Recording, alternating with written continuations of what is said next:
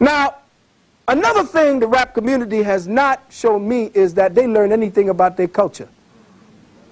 They keep pushing this slave symbol.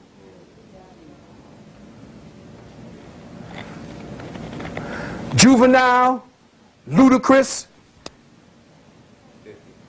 50, Boo Boo. All of it shows that we are now becoming culturally retarded. But it's funny because Bushwick Bill may have said something by just wearing the words.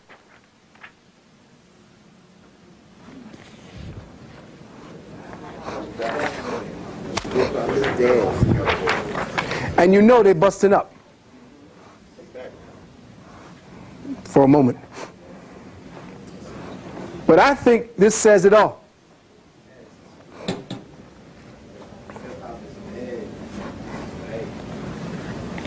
Now you may say, no man. And the young people are going to get upset because this is our culture. We as elder people supposed to be arguing with y'all.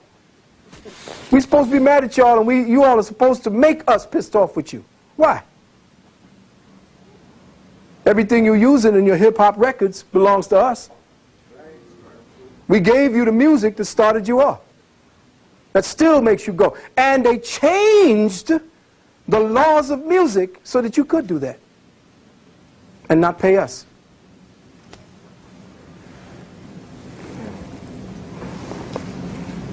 What I'm doing, brothers and sisters, is showing you in this lecture that we are all secretly wearing chattel tags of slavery, from the labels on our clothing to the RFID chips threaded in them to the social security card and driver's license we all carry. I want to show you how the so-called education system is actually a corporate hatchery of the state to incubate the minds of our children in preparation for them to take their places in the new economic slave pits of American society. It is to save the 7 generations that follow that we must decode the mechanisms of this new renovated slave system. We must decode the slave speak, state property that has infested our matter-of-fact reality, because words are the primary tools or weapons used by the parasite to manipulate our reference points of right and wrong. Brothers and sisters, Steve Biko once said, the most potent weapon in the hands of the oppressor is the mind of the oppressed. So before we dissect the topics concerning the metaphysics of lockdown in the 21st century and the miseducation system, the Hegelian dialectic, and the Prussian system, the Delphi Protocol, let us do a quick overview of the present circumstances that face us as parents and our children in the future. Let us do a did you know. Now, brothers and sisters, in what we are about to cover over the education system, we'll tell you why it is that the IQ of America has sharply fallen by at least 10 to 20 points. They have done such work on mind control that it's now at a level of sophistication where you think the matter-of-fact reality your children are going through is what you went through. But today you will find out that that is not the case. One of the brothers, one of the people who came out, one of the ones who flew over the cuckoo nest in the mind control scenario from at least 10 years ago, is sitting in this audience today. I've mentioned him many, many times to you. His name is Brian Wrong, and he's sitting right there in the back. I want you to give him some props.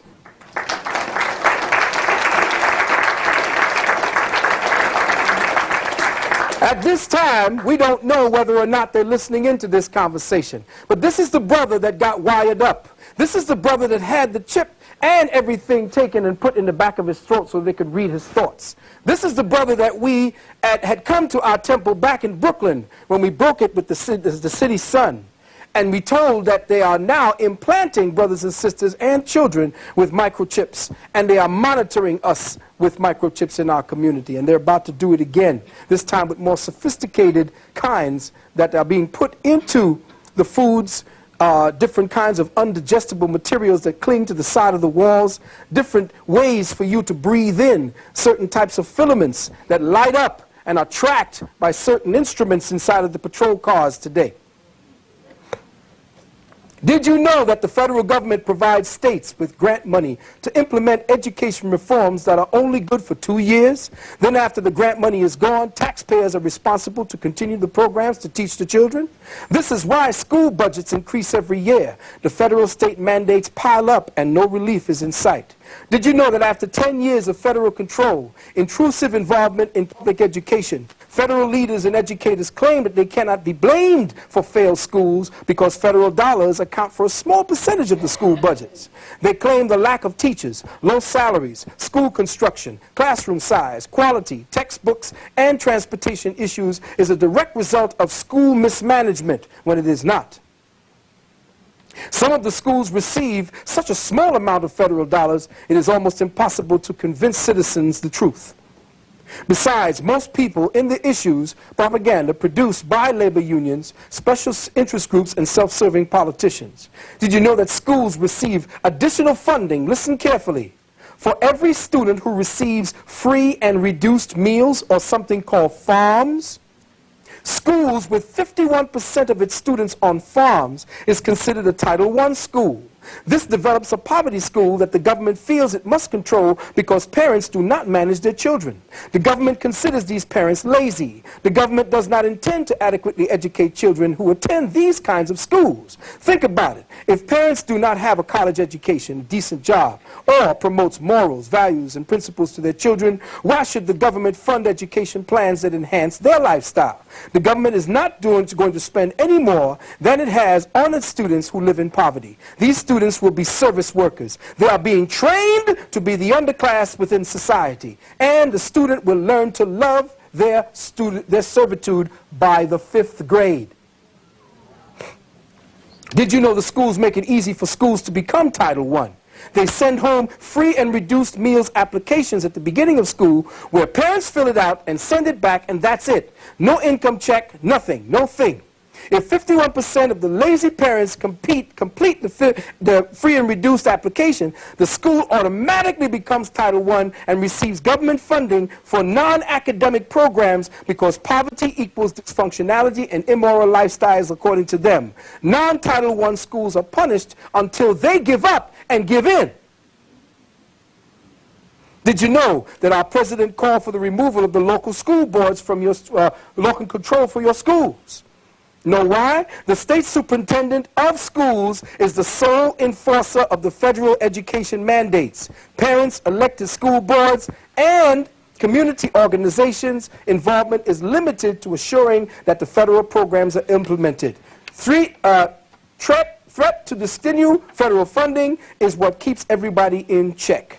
Did you know that in 3 years, children that graduate from parochial, private, and home schools will be unemployable? Why? Because employers are forced by federal workforce laws and other constraints to hire only students who graduate from schools who taught so-called workforce skills, issuing the workforce development, SCANs, S-C-A-N-S, resumes, and certificates of initial mastery. These will be, brothers and sisters, what it is that you will be receiving. We're going to get into this and get very deep into why it is children are becoming dysfunctional. Did you know that 99% of our children are not being prepared to go to college? They are going to be assigned jobs by the federal workforce investment boards. Check that out. Did you know that employers are reorganizing to match their job requisitions, job skills assessment, and work proficiencies with the skills assessment and proficiencies that our children receive in the school? This includes lowering salaries, developing processes so that an incoming student who graduated from high school can perform at an entry-level position without the need to master reading. Wonder why our employers are working so hard these days? They have until July 1st, 2000, this is the part, to complete the implementation of the new hiring practice and federal laws, so that as of 2000, the whole United States workforce, corporate workforce employers have now changed how an entry-level person is to come in to receive a job. They only have certain skills to prepare them for factory-like working. No thinking is involved, therefore no critical thinking was taught in the schools. No problem solving, and we're going to get into that.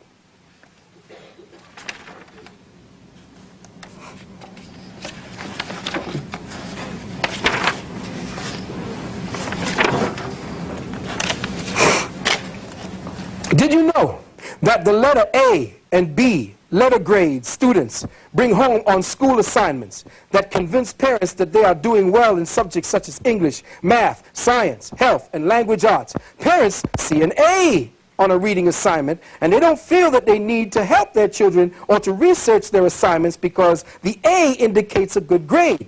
The truth is, the A means, listen carefully, that their child, is graded on the grade level that the child is actually working on. Example, the child reads at a 3rd grade level, but is actually in the 5th grade. However, because the child reads at a 3rd grade level, they can receive an A for reading on the highest level of the 3rd grade.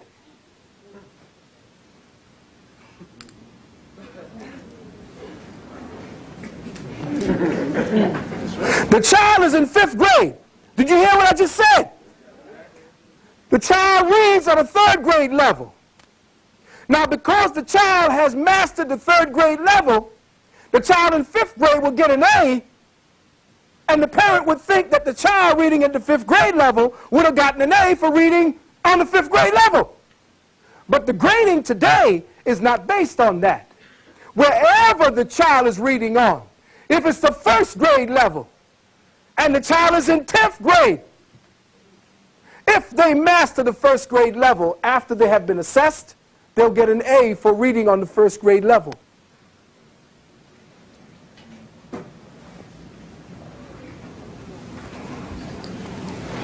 I want you so pissed off when you leave here today.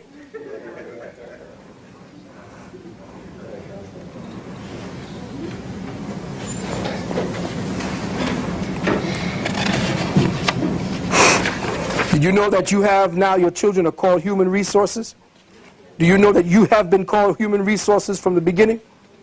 All right, because Sister Myra is going to drop some stuff on you when the time comes.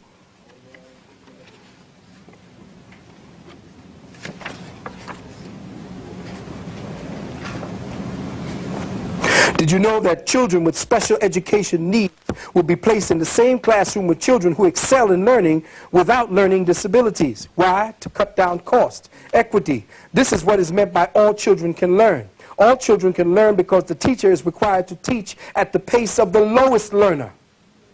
Imagine what that does to a child who is starved academically. When the so-called normal child becomes disruptive, he or she is targeted as hyper, and the children will then be given drugs. So all of your hyper children in school essentially are the intelligent ones. Lastly, did you know that America receives the lion's share of Nobel Prize winnings and not one of these children are from the United States? Did you know that most prestigious universities educate people from other countries? Did you know that America uses this information as bragging rights when in reality these students receive grants from our government to be educated in the United States?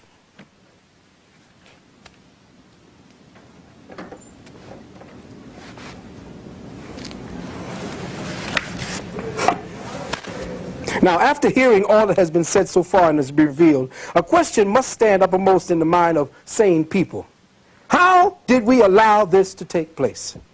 What has happened to responsibility, reason, critical thought, and the functions of logic and analysis that our leaders and teachers are supposed to impart to us and our children for our security and our upliftment? What has happened to the intellectual capacity and collective IQ of our people that we did not see this coming to pass? The undermining and eroding of the collective consciousness of our black family structures.